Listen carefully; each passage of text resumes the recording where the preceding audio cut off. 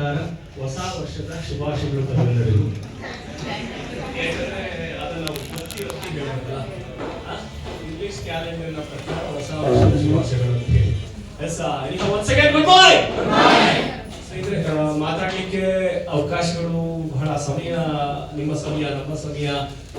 ಕಳೆದ ಒಂದು 3 ಗಂಟೆಗಳ ಕಾಲ ಬಹಳ ಪೇಷನ್ಸ್ ಇಂದ ಕೂತು ನಮ್ಮ ಮಲ್ಲಿನಾಥ್ ಸರ್ ಅವರ ಪ್ರೆಸೆಂಟೇಷನ್, ನಮ್ಮ ಲೀಡರ್ಶಿಪ್ ನ ಅವರ ಜರ್ನಿಯನ್ನ ನೀವು ಬಹಳ ತಾಳ್ಮೆಯಿಂದ ಕೇಳಿದ್ರಿ. ನಿಮ್ಮ ಆ ಪೇಷನ್ಸ್ಗೆ ಒಂದು ಹೆಡ್ಸ್ ಆಫ್ ಹೇಳ್ತೀನಿ. ಒಂದು 3 ಗಂಟೆಗಳ ಕಾಲ ಪ್ರೋಗ್ರಾಮ್ ಯಶಸ್ವಿಯಾಗಿ ನಡೆಸ್ಕೊಟ್ಟಿದ್ದೆ. ಫಸ್ಟ್ ಟೈಮ್ ಬಂದಿರೋರಿಗೆ ಸ್ಪೆಷಲ್ ಥ್ಯಾಂಕ್ಸ್ ಅಂತ. ಹೊಸ ವರ್ಷದಲ್ಲಿ ಒಂದು ಹೊಸ ಬದಲಾವಣೆಗೋಸ್ಕರ ನಿಮ್ಮ ಸ್ನೇಹಿತರು, ಫ್ರೆಂಡ್ಸ್, ರಿಲೇಷನ್, ನೈಬರ್, ಕೊಲೀಗ್ ಯಾರೋ ಇನ್ವೈಟ್ ಮಾಡಿದ್ದಾರೆ. ಈ ವಿಚಾರಧಾರೆಯನ್ನ ತಿಳ್ಕೋಬೇಕು ಅಂತ ಹೇಳಿ ಬಂದು ಕೂತಿದ್ರಿ. ನಾನು ಅನ್ಕೊಳ್ತಿದ್ದೀನಿ, ಇಲ್ಲಿ ಅನೇಕ ಕ್ವಶನ್ಸ್ ರೈಸ್ ಆಗ್ತಾ ಇರುತ್ತೆ. ಫಸ್ಟ್ ಟೈಮ್ ಬಂದಿರೋರು ಬಂತು, ಒಂದ್ ಕಡೆ ಇದು ನಿಜಾನ ಅನ್ಸುತ್ತೆ, ಇನ್ನೊಂದು ಕಡೆ ನಿಜ ಇರ್ಬೋದೇನೋ ಅನ್ಸುತ್ತೆ, ಇನ್ನೊಂದು ಕಡೆ ಇದು ಇಷ್ಟು ಸಾಧ್ಯ, ಇಷ್ಟು ಈಸಿ ಆಗಿ ಸಾಧ್ಯನಾ ಅಂತ ಅನ್ಸುತ್ತೆ. ಆದ್ರೆ ಲಾಸ್ಟ್ ಅಲ್ಲಿ ನನ್ನ ಮಾತು ಕೇಳಿದ್ರೆ ಇನ್ನೂ ತಲೆ ಫಸ್ಟ್ ಟೈಮ್ ಬಂದಿರೋರಿಗೆ. ಯಾಕೆ ಅಂತ ಹೇಳಿದ್ರೆ ನಾನು ಕೂಡ 23 ವರ್ಷದ ಹಿಂದೆ, ಎಷ್ಟಂದ್ರೆ 23 ವರ್ಷ 2 ತಿಂಗಳ ಹಿಂದೆ, ಅಂದ್ರೆ ಹೆಚ್ಚು ಕಮ್ಮಿ 23 ವರ್ಷ 3 ತಿಂಗಳ ಹಿಂದೆ 2003 ಅಕ್ಟೋಬರ್ 7 ಈ ಇಂಡಸ್ಟ್ರಿಗೆ ನಾನು ಈ ಇಂಡಸ್ಟ್ರಿನ ಶುರು ಮಾಡಿದ್ದು. ಆಸ್ ಎ ಸ್ಟೂಡೆಂಟ್ ಆಗಿ ಬಿಸ್ನೆಸ್ ಬಗ್ಗೆ ಫಸ್ಟ್ ಟೈಮ್ ಮಾಹಿತಿ ಬಂದು ಕೂತ್ಕೊಂಡಾಗ ಫಸ್ಟ್ ಇಂದ ಲಾಸ್ಟ್ ವರ್ಗು ಹೇಳಿದಂತವ್ರ ಮಾತು ಕೇಳಿ, ಇದೆಲ್ಲ ಆಗಿರೋ ಮಾತು, ಇದೆಲ್ಲ ಹೇಳೋದು ಕೇಳೋದು ಚೆನ್ನಾಗಿರುತ್ತೆ, ಬಟ್ ಪ್ರಾಕ್ಟಿಕಲಿ ಹಿಂಗೆಲ್ಲ ಆಗೋಗಿದ್ರೆ ಯಾಕೆ ಕಾಲೇಜ್ಗಳು ಇರಬೇಕಾಗಿತ್ತು, ಯಾಕೆ ಡಿಗ್ರಿ ಕಾಲೇಜ್ ಇರಬೇಕಾಗಿತ್ತು, ಯಾಕೆ ಡಬಲ್ ಡಿಗ್ರಿ, ಯಾಕೆ MBA ಕಾಲೇಜಸ್, ಈ ತರ ಇಂಜಿನಿಯರಿಂಗ್ ಕಾಲೇಜಸ್ ಇದೆಲ್ಲ ಬೇಕಾಗಿರ್ಲಿಲ್ಲ, ಇದೆಲ್ಲ ಸಾಧ್ಯ ಇಲ್ಲ ಅನ್ಕೊಂಡು ಇದೆಲ್ಲ ಹೇಳಕ್ಕೂ ಕೇಳಕ್ಕೂ ಚೆನ್ನಾಗಿರುತ್ತೆ ಅಂತ ಹೇಳಿ ಎದ್ದೋಗೋಣ ಅಂದ್ರೆ ಮುಂದೆ ಕೂತಿದ್ರಿಂದ ಎಲ್ಲಿ ಮೀಟಿಂಗ್ ಅಲ್ಲಿ ಅರ್ಥಕ್ಕೆ ಎದ್ದೋದ್ರೆ ಹಿಂದೆ ಇರೋರು ಏಕುಸು ಅಂತ ಹೇಳಿ ಮುಂದೆ ಕೂತಿದ್ದೆ. ಬಲವಂತದಿಂದ ಕೂತಿದ್ದೆ. ಕರ್ಕೊ ಬಂದವ್ರನ್ನ ಸಿಕ್ಕಾಪಟ್ಟೆ ಬೈಕೊತಿದ್ದೆ. ಈ ಮೀಟಿಂಗ್ ಅಲ್ಲಿ ನಾನು ಅಲ್ಲೇ ಟೈಮ್ ವೇಸ್ಟ್ ಮಾಡ್ದೆ ಅಂತ ಹೇಳಿ ಬೈಕೊಂತ ಪಕ್ಕದಲ್ಲಿ ಇದ್ದವರ ಹಿಂದೆ ಕೂರಿಸ್ಬಿಟ್ಟಿದ್ರು. ಯಾಕೆ ಹೇಳಿ, ಯಾರ್ಯಾರು ಹೊಸಬರು ಬಂದಿದ್ದಾರೋ ಅವರಿಗೆ ಅವಕಾಶ ಮಾಡಿಕೊಡಿ ಅಂತ ಹೇಳಿದ್ರಿಂದ ನನ್ನ ಪಕ್ಕದಲ್ಲಿ ನನ್ನ ಇನ್ವೈಟ್ ಮಾಡಿದಂತ ವ್ಯಕ್ತಿಯ ಹಿಂದೆ ಹೋಗಿ ಕೂರ್ಸಿರೆಲ್ಲ ನಿಲ್ಲಿಸ್ಬಿಟ್ಟಿದ್ರು. ಆಗ ಒಂದ್ ಕಡೆ ಸಿಕ್ಕು ಅಂತ ಹೇಳಿ ಬೈಕೊಂಡು ಮೀಟಿಂಗ್ ಅಟೆಂಡ್ ಮಾಡಿದೆ. ಆಮೇಲೆ ಅಟೆಂಡ್ ಮಾಡ್ತಾ ಒಬ್ಬೊಬ್ಬರ ಜರ್ನಿಯನ್ನ ಕೇಳ್ತಾ ಮೀಟಿಂಗ್ ನಲ್ಲಿ ಲಾಸ್ಟ್ ಅಲ್ಲಿ ಮಾತಾಡೋಂಥವ್ರ ಮಾತುಗಳನ್ನ ಕೇಳ್ತಾ ಇಲ್ಲೇನೋ ಇದೆ ಅನ್ನೋ ಒಂದು ವಿಚಾರಧಾರೆಯನ್ನ ನನಗೊಂದು ಸ್ವಲ್ಪ ಅರ್ಥ ಆಗ್ಲಿಕ್ಕೆ ಶುರುವಾಯ್ತು. ಅದಾದ್ಮೇಲೆ ಇಂಡಸ್ಟ್ರಿ ಬಗ್ಗೆ ಬಹಳ ಇನ್ನಷ್ಟು ಡೀಪ್ ಆಗಿ ತಿಳ್ಕೊಡ್ತಾ ಬೇರೆ ದೇಶಗಳಲ್ಲಿ ಹೈಲಿ ಸಕ್ಸಸ್ಫುಲ್ ಆಗಿ ಇಂಡಸ್ಟ್ರಿ ಡೆವಲಪ್ ಆಗಿದೆ. ಇದು ಇಂಡಿಯಾದಲ್ಲಿ ಈಗ ಡೆವಲಪ್ ಆಗ್ತಾ ಇದೆ ಅನ್ನೋ ಒಂದು ವಿಚಾರ ಗೊತ್ತಾಗ್ತಿದ್ದಂಗೆ, ಯಾವ ಬಿಸ್ನೆಸ್ ಬೆಳೆಯುತ್ತೆ ಆ ಬಿಸ್ನೆಸ್ ಅಲ್ಲಿ ನಾವು ಇದ್ರೆ ಬೆಳೆಯುತ್ತೆ. ಇದೊಂದು ಸಿಂಪಲ್ ಮಾತು ಹೇಳೋಣ. ಇಲ್ಲಿ ಸುಮಾರು ಜನ ಕೆಲವೊಬ್ರು ಪ್ಲಾಸ್ಟಿಕ್ ಚೇರ್ ಎಲ್ಲ ಕೂತಿದ್ರಿ, ಅದಕ್ಕೆ ಹಿಂದೆಗಡೆ ಚೇರ್ಸ್ ಕಡಿಮೆ ಇರೋದ್ರಿಂದ ಆ ರೀತಿ ಆಲ್ಟರ್ನೇಟಿವ್ ಮಾಡಿದ್ದಾರೆ. 1960ರಲ್ಲಿ ಭಾರತದಲ್ಲಾಗ್ಲಿ ಪ್ರಪಂಚದಲ್ಲಾಗ್ಲಿ ಪ್ಲಾಸ್ಟಿಕ್ ಇಂಡಸ್ಟ್ರಿ ಡೆವಲಪ್ ಆಯ್ತು. ಆದ್ರೆ ಆಗ ಪ್ಲಾಸ್ಟಿಕ್ ವೇಸ್ಟ್ ಅಂತ ಅನ್ಕೊಂಡ್ರು. ಇವತ್ತು ಕೆಲವರು ಕೂತಿರೋದು ಪ್ಲಾಸ್ಟಿಕ್. ಜಸ್ಟ್ ಡೇಟಾನ ಅಬ್ಸರ್ವ್ ಮಾಡೋಣ. 1960ರಲ್ಲಿ ಪ್ಲಾಸ್ಟಿಕ್ ಇಂಡಸ್ಟ್ರಿ ಡೆವಲಪ್ ಆಯ್ತು. 70ರಲ್ಲಿ ಆಟೋಮೊಬೈಲ್ ಇಂಡಸ್ಟ್ರಿ ಡೆವಲಪ್ ಆಯ್ತು. 70ರಲ್ಲಿ ಆಯಿಲ್ ಇಂಡಸ್ಟ್ರಿ ಡೆವಲಪ್ ಆಯ್ತು. 90ರಲ್ಲಿ ಗ್ಯಾಸ್ ಇಂಡಸ್ಟ್ರಿ ಡೆವಲಪ್ ಆಯ್ತು. 2000ನೇ ಇಸ್ವಿನಲ್ಲಿ network and telecommunication industry develop ಆಯ್ತು. 2010ರಲ್ಲಿ IT BT ಸೆಕ್ಟರ್ಸ್ ತುಂಬಾ ದೊಡ್ಡ ಯಶಸ್ಸನ್ನ ಕಂಡ್ರು. ಸರ್ ಇಷ್ಟೆಲ್ಲ ಹೇಳಿದ್ರಿ, ಆದ್ರೆ 2020 ನಂತರ ಯಾವ ಇಂಡಸ್ಟ್ರಿ ಡೆವಲಪ್ ಆಗುತ್ತೆ ಅಂತ ಹೇಳಿದ್ರೆ ಡೈರೆಕ್ಟ್ ಸೆಲ್ಲಿಂಗ್ ಇಂಡಸ್ಟ್ರಿ ಅತಿ ದೊಡ್ಡ ಯಶಸ್ಸನ್ನ ಕಾಣುತ್ತೆ. 23 ವರ್ಷದ ಹಿಂದೆ ಈ ಬಿಸ್ನೆಸ್ ಅನ್ನ ನಾವು ಶುರು ಮಾಡಿದಾಗ ನಮ್ಮಲ್ಲಿ ಒಂದೇ ಒಂದು ದೃಷ್ಟಿಕೋನ ಇತ್ತು, ಮುಂದಿನ ದಿನಗಳಲ್ಲಿ ಈ ಬಿಸ್ನೆಸ್ ಅತಿ ದೊಡ್ಡ ಯಶಸ್ಸನ್ನ ಮಾಡುತ್ತೆ. ಬೇರೆ ದೇಶಗಳಲ್ಲಿ ಹೆಂಗೆ ಇಂಡಸ್ಟ್ರಿ ಬೆಳೆದಿದೆಯೋ ಅದೇ ತರ ಇಂಡಿಯಾದಲ್ಲಿ ಬೆಳೆಯುತ್ತೆ ಅನ್ನೋ ಒಂದು ಯೋಚನೆಯನ್ನು ಇಟ್ಕೊಂಡು ಈ ಬಿಸ್ನೆಸ್ ನ ಶುರು ಮಾಡಿದಾಗ ನಮಗೆ ದೊಡ್ಡ ಅಟಗಾಲ ಆಗಿದೆ ಯಾರು ಅಂದ್ರೆ ನಮ್ಮಪ್ಪ. ಇದೆಲ್ಲ ನಮ್ಮಂತ ಸಟ್ಟ ಆಗಲ್ಲ ಅಂತ ಕ್ಲಿಯರ್ ಕಟ್ಟಿದ್ರು. ಅದಾದ್ಮೇಲೆ ಕೆಲವೊಬ್ರು ಸ್ನೇಹಿತರು ಇದನ್ನೆಲ್ಲ ನೀವು ನಂಬ್ಕೊಂಡು ಹೋದ್ರೆ ವರ್ಕ್ ಆಗಲ್ಲ. ಅಪ್ಪಂದೊಂದು ಸಣ್ಣ ಫ್ಯಾಕ್ಟರಿ ಇದೆ, ಯಾಕಂದ್ರೆ ತಂದೆ ಒಂದು ಸಣ್ಣ ಪವರ್ ಫ್ಯಾಕ್ಟರಿ. ಆ ಪವರ್ ಫ್ಯಾಕ್ಟರಿ ಅಂದಿದ ತಕ್ಷಣ ನಮ್ಮ ಮೈಂಡಲ್ಲಿ ಏನೋ ಹೋಗುತ್ತೆ. ಆತರಲ್ಲ, 6 ಇಟ್ಟಿಗೆ ತರಲಿಲ್ಲ, 3ಕ್ಕೆ ಹಿಡಿತಾ ಇರಲಿಲ್ಲ, ಸೀರೆ ತಯಾರು ಮಾಡ್ತಕ್ಕಂಥ ಒಂದು ಸಣ್ಣ ಫ್ಯಾಕ್ಟರಿ. ಆ ಸಣ್ಣ ಫ್ಯಾಕ್ಟರಿನಲ್ಲಿ ಜೀವನ ನಡೀತಿತ್ತು. ಏನೋ ಊಟಕ್ಕೆ ಬಟ್ಟೆಗೆ ಲೈಫ್ ರನ್ ಆಗ್ಲಿಕ್ಕೆ ಏನೋ ತೊಂದರೆ ಇರಲಿಲ್ಲ.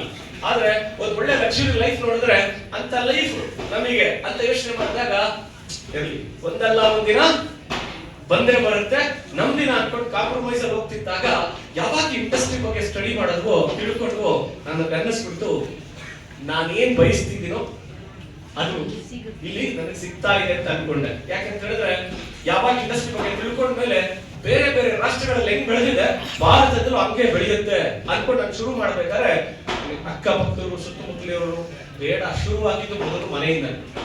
ಇದೆಲ್ಲ ನಮ್ಮಂತವ್ರಿಗೆ ಸೆಟ್ ಆಗಲ್ಲ, ಇದೆಲ್ಲ ವರ್ಕ್ ಆಗಲ್ಲ, ಹಾಗೆ ಹೀಗೆ ಅಂತ ಹೇಳಿ ಹೇಳ್ತಾ ಇರ್ಬೇಕಾದ್ರೆ ಒಂದು ಕಡೆ ಗೆದ್ದಿರೋನ ನೋಡ್ತೀವಿ.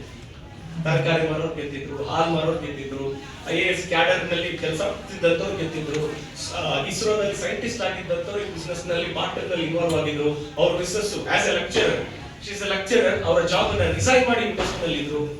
ಅಂಡ್ ಈ ತರ ಎಲ್ಲ ಗಮನಿಸಿದಾಗ ನನಗೆ ಅನ್ನಿಸ್ತು ಅವರೆಲ್ಲ ಗೆದ್ದಿದ್ದಾರೆ. ಅವ್ರನ್ನ ಗಮನಿಸಿದಾಗ ಇನ್ನೊಂದು ವಿಚಾರ ಅರ್ಥ ಆಯ್ತು. ಹಾಲು ಮಾರೋರು, ತರಕಾರಿ ಮಾರೋರು, IAS ಕ್ಯಾಡರ್ ನಲ್ಲಿ ಇರ್ತಕ್ಕಂಥವ್ರು, HL ಏರೋನಾಟಿಕಲ್ ಇಂಜಿನಿಯರ್ ಆಗಿರೋರು ಒಂದೇ ವೇದಿಕೆಯನ್ನು ಹಂಚ್ಕೊಂಡಿದ್ದಾಗ ನನಗೆ ಅನ್ನಿಸ್ತು ಈ ಬಿಸ್ನೆಸ್ ಅಲ್ಲಿ ಗೆಲ್ಲಬೇಕು ಅಂದ್ರೆ ಯಾವ ಡಿಗ್ರಿ ಯಾವ ಬುಗ್ರಿ ಅವಶ್ಯಕತೆ ಇಲ್ಲ, ಗೆಲ್ಲಬೇಕು ಅನ್ನೋ ಮನಸ್ಥಿತಿ ಇದ್ರೆ ಸಾಕು ಅಂತ. ಏನೇ ಬಿಸ್ನೆಸ್ ಮಾಡ್ಬೇಕಂದ್ರೆ ಬಂಡವಾಳ ಹಾಕ್ಬೇಕಲ್ವಾ? ಆದ್ರೆ ಈ ಬಿಸ್ನೆಸ್ ನಲ್ಲಿ ಇನ್ನೊಂದು ಬಹಳ ಖುಷಿ ಆಯ್ತು. ಇಲ್ಲಿ ಬಂಡವಾಳ ಮಾತ್ರ ಇಲ್ಲ, ನಮ್ಮ ಮನೆಗೆ ಏನ್ ಬೇಕು ಪದಾರ್ಥಗಳನ್ನ ತಗೊಳ್ಳೋದ್ರ ಮುಖಾಂತರ ಈ ಬಿಸ್ನೆಸ್ ನಲ್ಲಿ ಸ್ಟಾರ್ಟ್ ಮಾಡಬಹುದು ಅಂದಾಗ ಇನ್ನ ಬಹಳ ಖುಷಿ ಆಯ್ತು. ಯಾಕಂದ್ರೆ ತಂದೆ ಹತ್ರ 50 ರೂಪಾಯಿ ಪಾಕೆಟ್ ಮನಿ ಈ ಭಾನುವಾರ ಬಂದ್ರೆ ಕೇಳಕ್ಕಾಗುತ್ತೆ. ಅವತ್ತಿನ ನನ್ನ ಸ್ಥಿತಿಗತಿ. ಯಾಕಂದ್ರೆ ಭಾನುವಾರ ಬಂದ್ರೆ ಬಹಳ ಖುಷಿಯಾದಂತದ್ದು, ತಂದೆ ಹತ್ರ ವಾರಕ್ಕೆ 50 ರೂಪಾಯಿ ಪಾಕೆಟ್ ಮನಿ ಸಿಗುತ್ತೆ. ಆ 50 ರೂಪಾಯಿ ತಗೊಂಡು ನಾವು ಯಾವ ಬಿಸ್ನೆಸ್ ಮಾಡೋಣ? ಆಗ ನನ್ನ ಮೈಂಡ್ ಅಲ್ಲಿ ಆಗಾಗ ಅನಿಸ್ತಿದ್ದು ಬಂಡವಾಳನೇ ಇಲ್ಲಿರುವಂತದ್ದು ಏನಾದ್ರು ಬಿಸ್ನೆಸ್ ಇದ್ರೆ ಚೆನ್ನಾಗಿರ್ತಿತ್ತು ಅಂತದ್ದೆಲ್ಲ ಬಿಡು ಅಂತ ಅನ್ಕೊಡ್ತಿದ್ದೆ. ಆದ್ರೆ ಯಾವಾಗ ಈ ತರ ಕೂತು ವಿಷಯಗಳನ್ನ ತಿಳ್ಕೊಂಡು ಇಂಡಸ್ಟ್ರಿ ಬಗ್ಗೆ ಇದು ನನ್ನಂತವನಿಗೆನೆ ಈ ಬಿಸ್ನೆಸ್ ಹೇಳ ಮಾಡಿಸಿಟ್ಟಿದೆ ಅನ್ನೋ ರೀತಿಯಾಗಿ ನನಗೆ ಅನ್ನಿಸ್ತು. ಆಗ ಈ ಬಿಸ್ನೆಸ್ ಅನ್ನ ಶುರು ಮಾಡಿದೆ. ನಾನು ಈ ಬಿಸ್ನೆಸ್ ಅನ್ನ ಶುರು ಮಾಡಬೇಕಾದ್ರೆ ಸಾರಿ ಟು ಸೇ ದಿಸ್, ಆದ್ರೆ ಇದೇ ಫ್ಯಾಕ್ಟ್.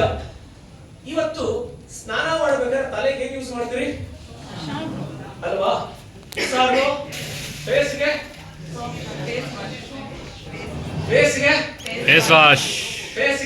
ಫೇಸ್ ವಾಶ್, ಹೌದಾ?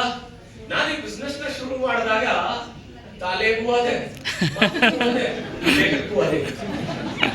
ಆಗ ನಾನು ಈ ಪ್ರಾಡಕ್ಟ್ ಗಳನ್ನ ಫೇಸ್ ವಾಶ್ ಎಕ್ಸಾಂಪಲ್ ಹೇಳ್ತಿದ್ದೀನಿ.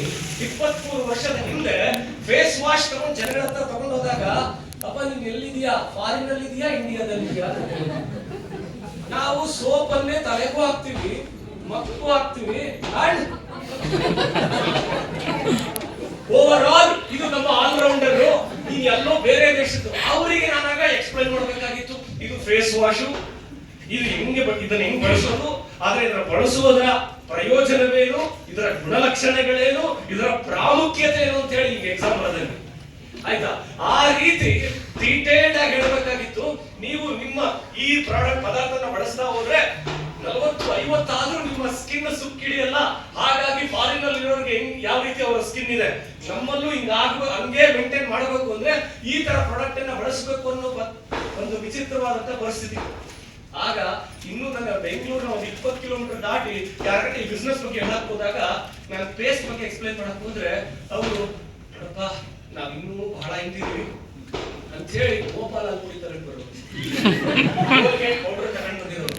ಇದು ಎರಡೂ ಇವೇನಪ್ಪ, ಇಜ್ಜಿಲ್ ತಗೊಂಡು ಬಂದು ಇದೇ ನಮ್ಮ ಪೇಸ್ಟ್ ಅಂತಿರೋದು. ಇನ್ನೊಬ್ರು ಆ ಬೇವಿನ ಕಟ್ಟಿ ನೆಕ್ಕಲ್ಲಿ ತಗೊಂಡ್ಬಂದು ನೋಡಪ್ಪ ನಾವು ಇದನ್ನೇ ಬಳಸ್ತೀವಿ ಅಂತ ಹೇಳೋರು. ಅಂತ ಸಂದರ್ಭದಲ್ಲಿ ನನಗೆ ಏನು ಯೋಚನೆ ಆಗ್ತಿತ್ತು ಅಂತ ಹೇಳಿದ್ರೆ, ಇವತ್ತು ಇದ್ರ ಬಗ್ಗೆ ಯಾರಿಗೂ ಗೊತ್ತಿಲ್ಲ ಅಂದ್ರೆ ನಮಗೆ ಇಲ್ಲಿ ಅವಕಾಶಗಳು ಇನ್ನೂ ಜಾಸ್ತಿ ಇದೆ ಅಂತ ಹೇಳಿ ಅರ್ಥ ಮಾಡ್ಕೊಂಡ್ವಿ. ಒಂದು ಶಾಂಪು, ಒಂದು ಪೇಸ್ಟ್ ಅನ್ನ ರೆಕಮೆಂಡ್ ಮಾಡ್ಲಿಕ್ಕೆ ನಾವು 15 ಜನನ್ನ ಮೀಟ್ ಮಾಡಿದಾಗ ಯಾರಿಗೆ ಸ್ಕಿನ್ ಬಗ್ಗೆ ಕೇರ್ ಇತ್ತೋ ಅವ್ರು ಇದ್ರ ಬಗ್ಗೆ ಗಮನ ಹರಿಸೋದು ಬಹಳ ಕಷ್ಟ ಕಾಲ ಅಂತ ಹೇಳಲೇಬಹುದು. ಆದ್ರೆ ಮುಂದಾಲೋಚನೆ ಇಟ್ಕೊಂಡು ಈ ಬಿಸ್ನೆಸ್ ನ ಶುರು ಮಾಡಿದ್ವಿ. ಮುಂದೊಂದು ದಿನ ಡೆಫಿನೆಟ್ಲಿ ಬದಲಾಗ್ತಾರೆ. ಡೆಫಿನೆಟ್ಲಿ ಪ್ರಪಂಚದ ವೇಗ ಹೆಂಗಿದೆ ಅಂದ್ರೆ ಭಾರತವು ಕೂಡ ಅಷ್ಟೇ ವೇಗವಾಗಿ ಬೆಳೆಯುತ್ತೆ, ನಮ್ಮವರು ಕೂಡ ಅಷ್ಟೇ ವೇಗವಾಗಿ ಬೆಳೀತಾರೆ. ಆಗ ಕ್ವಾಲಿಟಿ ಪದಾರ್ಥಗಳಿಗೆ ಜನಗಳಿಗೆ ಬೆಲೆ, ಅದರ ಪ್ರಯೋಜನಗಳು ಗೊತ್ತಾಗ್ತಿದೆ ಅಂತ ಹೇಳ್ತಾ ಈ ಬಿಸ್ನೆಸ್ ನ ಮುಂದುವರಿಸ್ತಾ ಹೊರಟ್ವಿ. ಮುಂದುವರಿಸಿದಂತ ಪ್ರಯೋಜನ ಈಗ ನೀವೇ ಹೇಳಿ, ತಲೆಗೆ ವಾಶ್ ಮಾಡ್ತೀರಿ, ಫೇಸ್ಗೆ. ಇವತ್ತು ಸ್ನೇಹಿತರ ಖುಷಿ ವಿಚಾರ, ಹಳ್ಳಿಗೆ ಹೋದ್ರು ಶಾಂಪೂ ಇದೆ, ಫೇಸ್ ವಾಶ್ ಇದೆ, ಹೌದಾ, ಪೇಸ್ಟ್ ಇದೆ. ಇದ್ರ ಬಗ್ಗೆ ಇದು ಮೂಲಭೂತ ಬೇಸಿಕ್ ನೀಡಬಲ್ ಪ್ರಾಡಕ್ಟ್ಸ್ ಅಂತ ಹೇಳ್ಬೋದು. ಬಹಳ ಖುಷಿ ಆಗುತ್ತೆ. ಆಗ ಈ ಬಿಸ್ನೆಸ್ ನ ಶುರು ಮಾಡಿದ್ದಕ್ಕೆ ಇವತ್ತು ಹಿಂಗಾಗಿದೆ ಅಂದ್ರೆ ಇಮ್ಯಾಜಿನ್ ಇನ್ 20 ವರ್ಷದ ನಂತರ ಹೆಂಗಾಗುತ್ತೆ ಸ್ನೇಹಿತರೆ. ಸಿಂಪಲ್ ಹೇಳ್ತೀನಿ, ಈ 20 ವರ್ಷದ ನಂತರ ಮಾರುಕಟ್ಟೆ ಹೆಂಗೆ ಬದಲಾಗುತ್ತೆ ಅಂದ್ರೆ ಪ್ರತಿಯೊಂದು ಮನೆಯಲ್ಲೂ ಪ್ರೋಟೀನು, ವೈಟಮಿನ್ಸ್, ಮಿನರಲ್ಸ್, ಕ್ಯಾಲ್ಸಿಯಂ ಈ ತರ ಸಪ್ಲಿಮೆಂಟ್ಸ್ ಪ್ರತಿಯೊಬ್ಬರ ಮನೆಯಲ್ಲೂ ಇರುತ್ತೆ ಅಂತ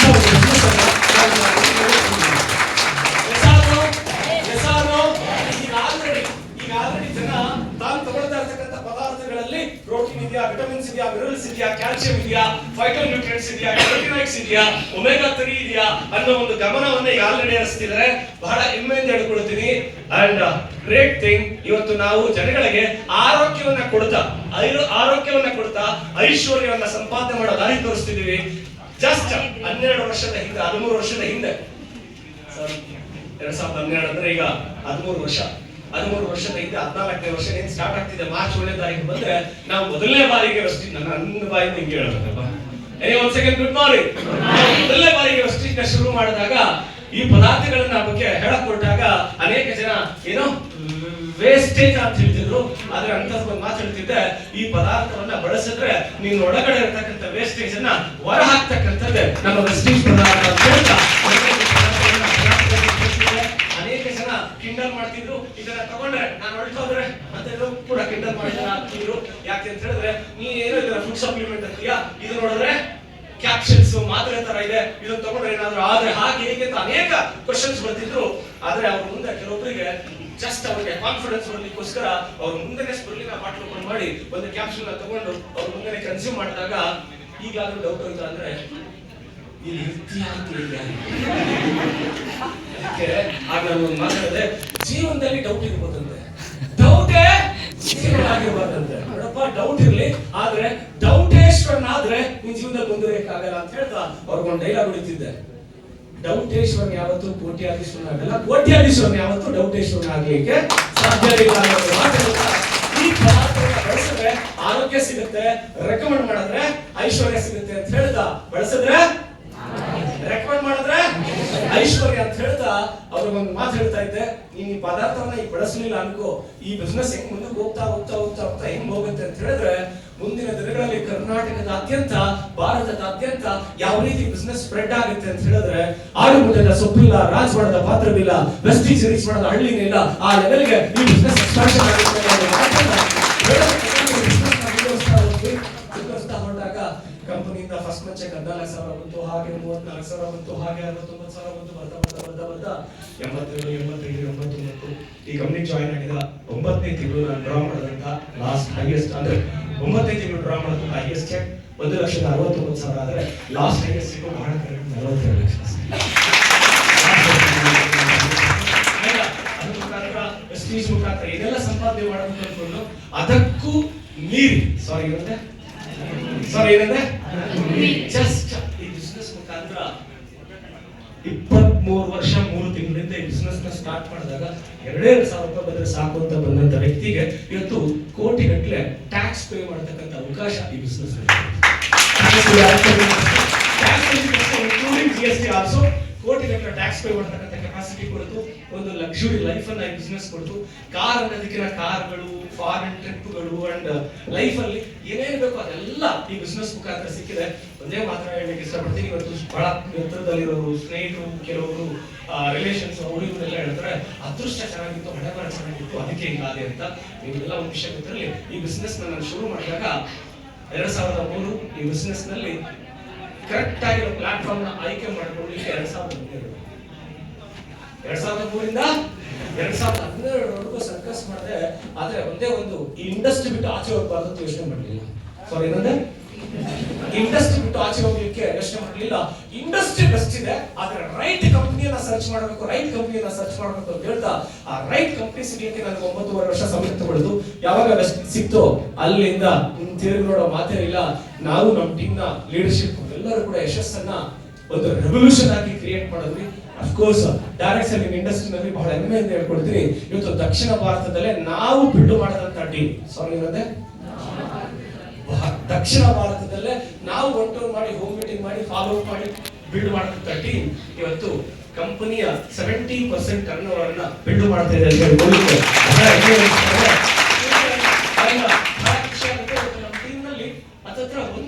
1,000ಕ್ಕೂ ಹೆಚ್ಚಿನ ಜನ, ಎಷ್ಟು 1,000ಕ್ಕೂ ಹೆಚ್ಚಿನ ಜನ ಇವತ್ತು ಕಾರನ್ನ ತೆಗೆದುಕೊಂಡಿದ್ದಾರೆ ಅಂತ ಹೇಳ್ಕೊಳ್ಳಿಕ್ಕೆ ಬಹಳ ಹೆಮ್ಮೆ ಅನ್ಸುತ್ತೆ. ಅವರೆಲ್ಲರೂ ಇವತ್ತು 1,000 ಜನಕ್ಕೆ ಹೆಚ್ಚಿನ ಜನ ಇವತ್ತು ಅವರ ಲೈಫ್ ಅನ್ನ ಟ್ರಾನ್ಸ್ಫಾರ್ಮ್ ಮಾಡ್ಕೊಂಡಿದ್ದಾರೆ ಆರ್ಡಿನರಿ ಟು ಎಕ್ಸ್ಟ್ರಾರ್ಡಿನರಿ ಅಂತ ಹೇಳಿಕ್ಕೆ. ಇದರಲ್ಲಿ ಒಬ್ಬ ವ್ಯಕ್ತಿಯ ಬಗ್ಗೆ ಹೇಳಲಿಕ್ಕೆ ಇಷ್ಟ ಆಗುತ್ತೆ. ಇವತ್ತು ನಮ್ಮ ಸ್ಟೋರಿಗಿನ ನಮ್ಮನ್ನ ಫಾಲೋ ಮಾಡಿದಂಥವ್ರು, ನಮ್ಮ ದಾರಿಯಲ್ಲಿ ನಮ್ಮ ಹಿಂದೆ ಫಾಲೋ ಮಾಡಿದಂಥವ್ರು, ಅವರ ಸ್ಟೋರಿ ಹೇಳಲಿಕ್ಕೆ ಬಹಳ ಖುಷಿ ಆಗುತ್ತೆ. ಬಿಹಾರಲ್ಲಿ ಹುಟ್ಟಿ ಬೆಳೆದು ವಿಶಾಖಪಟ್ಟಣದಲ್ಲಿ ಸೆಕ್ಯೂರಿಟಿ ಗಾರ್ಡ್ ಅನ್ನೋ ಕೆಲಸವನ್ನು ಹುಡುಕೊಂಡು ಬಂದಂತ ವ್ಯಕ್ತಿ ಬಿಸ್ನೆಸ್ ನ ಸ್ಟಾರ್ಟ್ ಮಾಡಿ ಇವತ್ತು double universal crown director VMCM ಅನ್ನೋ ಪೊಸಿಷನ್ ಇದ್ದಾರೆ. ಆ ವ್ಯಕ್ತಿಯ ಇನ್ಕಮ್ ಹತ್ತತ್ರ 10 ರಿಂದ 10.5 ಲಕ್ಷ ಇನ್ಕಮ್ ತಗೊಂಡಿದ್ದಾರೆ ಒಬ್ಬ ಸೆಕ್ಯೂರಿಟಿ. ಅದೇ ರೀತಿಯಾಗಿ ಅವರ ಟೀಮ್ ನಲ್ಲಿ ಒಬ್ಬ ಫಾರೆಸ್ಟ್ ಆಫೀಸರ್, ಅವರ ಟೀಮ್ ನಲ್ಲೇ ಒಬ್ಬ ಫಾರೆಸ್ಟ್ ಆಫೀಸರ್ ಕೂಡ ಅವರ ವೈಫ್ ನ ಬಿಸ್ನೆಸ್ ನ ಮಾಡೋದ್ರ ಮುಖಾಂತರ ಪಾರ್ಟ್ ಟೈಮ್ ನಲ್ಲಿ ಸ್ಟಿಲ್ ಅವರು ಇವತ್ತು ಈ ಬಿಸ್ನೆಸ್ ನ ಮಾಡ್ತಿದ್ದಾರೆ. ಅವರ ಆದಾಯ ಒಂದು 3.5 ರಿಂದ 4 ಲಕ್ಷ. ಇನ್ನೊಬ್ರು ಇದೇ ಬಿಸ್ನೆಸ್ ನಲ್ಲಿ IAS ಪೊಸಿಷನ್ ಇರ್ತಕ್ಕಂಥವ್ರು ಇವತ್ತು ಪಾರ್ಟ್ ಟೈಮ್ ನಲ್ಲಿ ಬಿಸ್ನೆಸ್ ನ ಮಾಡ್ತಿದ್ದಾರೆ. ಯಾಕೆ ಅಂತ ಹೇಳಿದ್ರೆ ಅಲ್ಲಿ ನಾನು ಸೇವೆ ಮಾಡ್ಲಿಕ್ಕಾಗುತ್ತೆ, ಇಲ್ಲಿ ಜನಗಳನ್ನ ಬೆಳೆಸ್ಲಿಕ್ಕಾಗುತ್ತೆ ಅಂತ ಹೇಳಿ ಇವತ್ತು ಒಬ್ಬ IAS ಆಫೀಸರ್ ಕೂಡ ರಸ್ತಿನಲ್ಲಿ TUC ರೀಚ್ ಮಾಡಿದ್ದಾರೆ.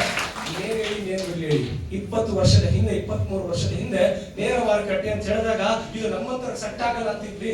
ಇವತ್ತು ಎಲ್ಲಾ ಕ್ಯಾಟಗರಿಯವರು ಇವತ್ತು ಕಣ್ಣಾರೆ ನೋಡಿದ್ರಿ, ಎಲ್ಲಾ ಕ್ಯಾಟಗರಿಯವರು ಈ ಬಿಸ್ನೆಸ್ ನಲ್ಲಿ ಮುಂದುವರಿತಿದ್ದಾರೆ. ಇದಕ್ಕೆ ಕಾರಣ ಹೇಳ ಆಲ್ರೆಡಿ ನಮ್ಮ ಎಲ್ಲರ ಸ್ನೇಹಿತರಿದ್ದಾರೆ. ನಂದೊಂದು ಕಿವಿ ಮಾತು ಹೇಳ್ತೀನಿ, ಇದನ್ನ ಸ್ಟಾರ್ಟ್ ಮಾಡಿದವ್ರು ಗೆಲ್ಲಲ್ಲ, ಇದರಲ್ಲಿ ಸ್ಟ್ಯಾಂಡ್ ಆದವ್ರು ಗೆಲ್ತಾರೆ.